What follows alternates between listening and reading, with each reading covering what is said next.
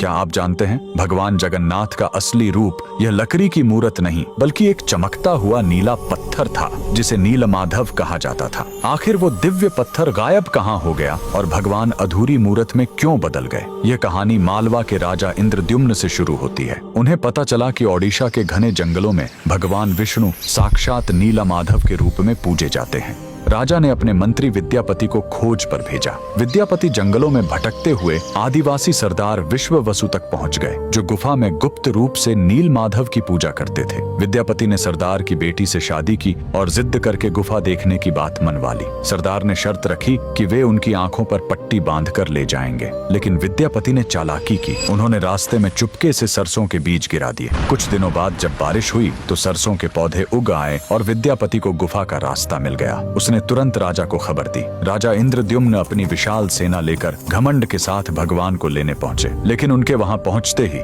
नीलमाधव की मूर्ति हमेशा के लिए गायब हो गई। भगवान अपने भक्त विश्ववसु के साथ हुए धोखे और राजा के घमंड से नाराज थे। राजा ने रोकर माफी मांगी और अन्न जल त्याग दिया। तब आकाशवाणी हुई, मैं अब उस पत्थर के रूप में नहीं मिलूंगा, अब मैं समुद्र तट पर एक लकड़ी के लट्ठे के रूप में आऊंगा। कुछ समय बाद पुरी के समुद्र तट पर एक विशाल अद्भुत लकड़ी का लट्ठा तैरता हुआ आया। राजा समझ गए कि यही भगवान का नया रूप है। उन्होंने तुरंत आदेश दिया कि इस पवित्र लकड़ी से भगवान की मूर्ति बनाई जाए, लेकिन समस्या यह हुई कि वह कोई साधारण लकड़ी नहीं थी। जैसे ही राज्य के बड़े बड़े कारीगर उस पर छेनी हथौड़ा चलाते, उनके औजार ही टूटकर बिखर जाते। उस दिव्य लकड़ी पर खरोंच तक नहीं आ रही थी। तब स्वयं भगवान विश्वकर्मा एक बूढ़े शिल्पकार के रूप में आए। उन्होंने कहा, मैं इससे मूर्ति बनाऊंगा, लेकिन मेरी एक शर्त है, 21 दिनों तक कमरा बंद रहेगा। अगर बीच में दरवाजा खुला तो मैं काम छोड़कर चला जाऊंगा। राजा मान गए। 15 दिनों तक अंदर से छेनी चलने की आवाज आती रही,